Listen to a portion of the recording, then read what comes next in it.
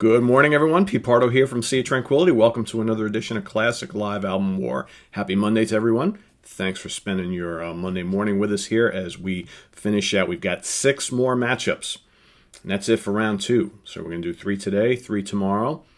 That's it for round 2. We close the books on round 2, tally up all the winners, and we move on to round 3, okay, in hopes that we get to the finals right around the holidays or the beginning of the new year. I'm thinking that we can kind of wrap up this tournament and announce your winner on either New Year's Eve or New Year's Day. So what I may have to do, we'll see how it kind of goes, but what I may have to do is in the final round or two, I might have to cut short the actually voting time. So what we've been doing up till now is we've been giving each matchup 6 days for people to vote, because on Facebook the polls last 6 days. I got to see if I could tweak that a little bit.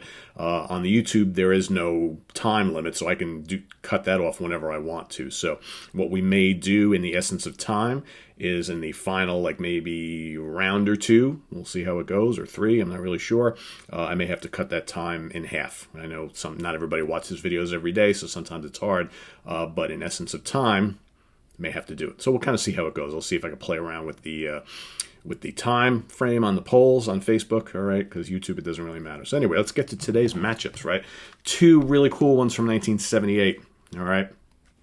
One band, a wonderful melodic progressive rock band. The other, a lot of people call them a prog band. They also did a lot of blues rock, little bits of jazz, certainly some folk, certainly lots of heavy hard rock and things like that, okay? Talking about Jethro Tull Bursting Out, okay, and Camel A Live Record.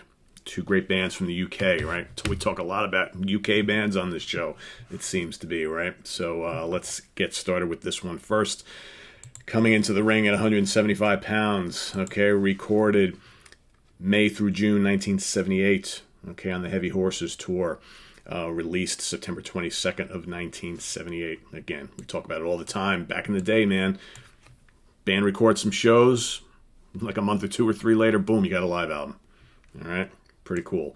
So here we've got what a lot of people consider like the kind of premier lineup of Jethro Tull.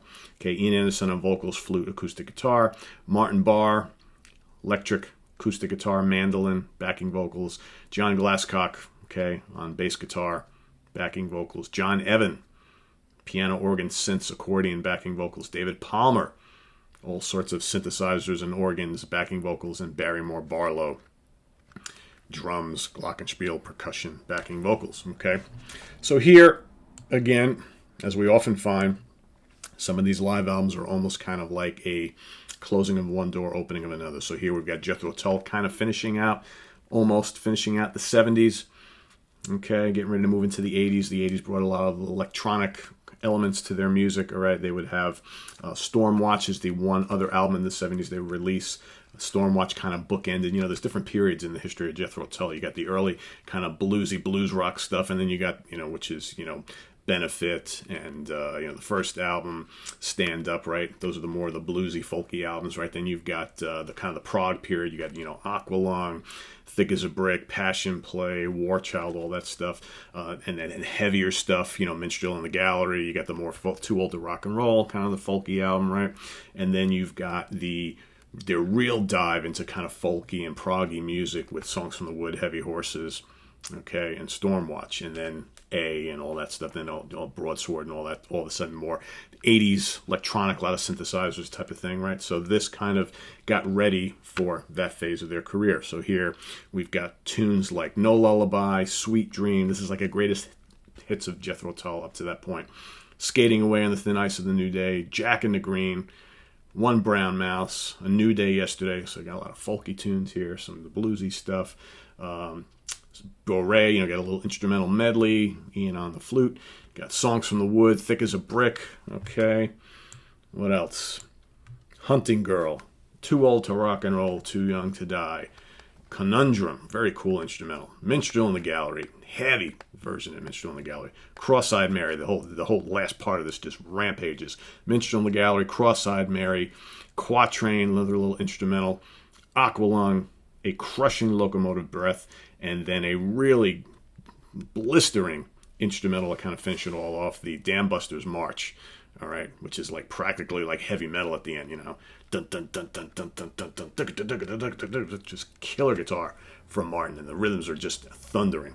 A fantastic live album. It sounds great. Everybody in the band is at the top of their game. Ian singing great. The flute is great. Martin's guitar work is off the charts. The keyboards and the rhythms, just, again, probably, if it's not the best Jethro Tull lineup ever, it's definitely in the top 2. Okay, it all depends on what you like. The lineup probably that came right before it might be considered the best, but pretty damn good, if you ask me.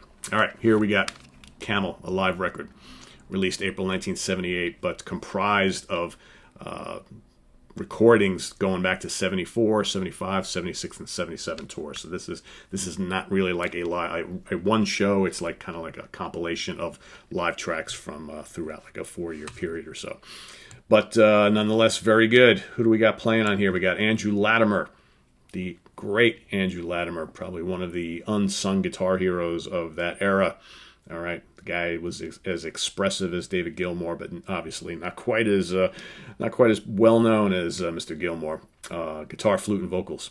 You got Peter Bardens on keyboards. They're wonderful Peter Bardens. Doug Ferguson on bass. Okay, for a few of the tracks. Richard Sinclair on bass and vocals on a few of the other tracks. Andy Ward on drums, and then the always great Mel Collins, saxophones and flutes on various tracks on here. He was in the band also for a spell.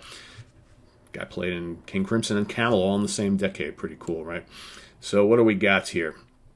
We've got, again, a 2-record set. Never Let Go kicks things off. One of my favorite Camel tracks.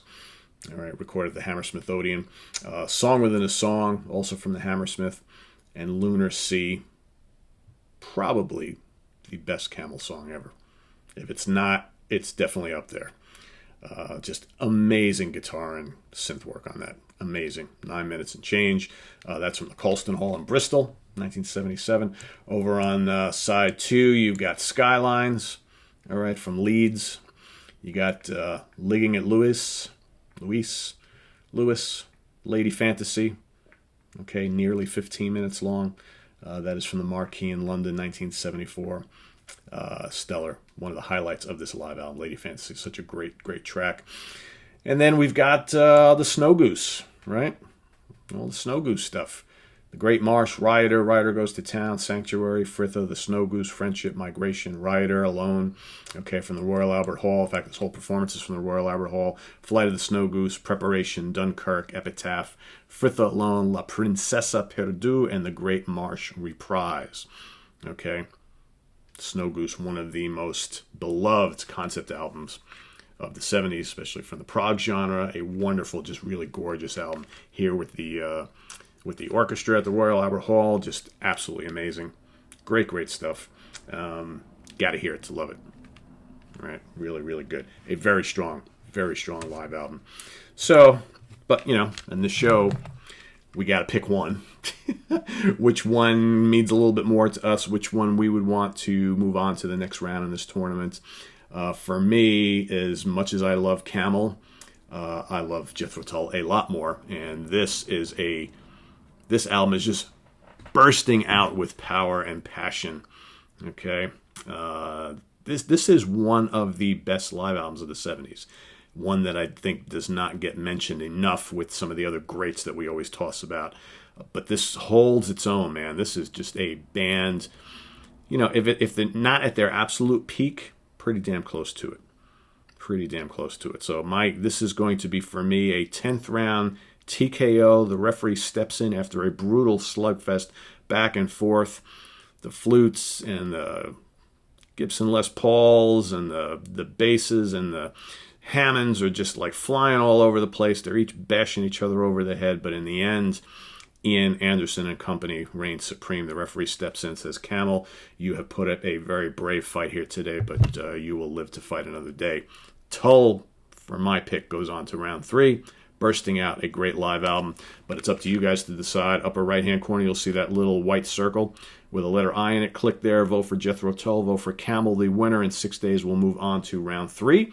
and we'll see who is it going to be, Camel or Tull. You guys decide. Go to our Facebook page, vote there as well, and visit us on the web at www.seatranquility.org. We're on Facebook, we're on Twitter, of course, we're on YouTube all the damn time. We'll see you a couple more times today with some more classic live album war, so stay tuned, don't miss out, and we'll see you real soon. Bye-bye.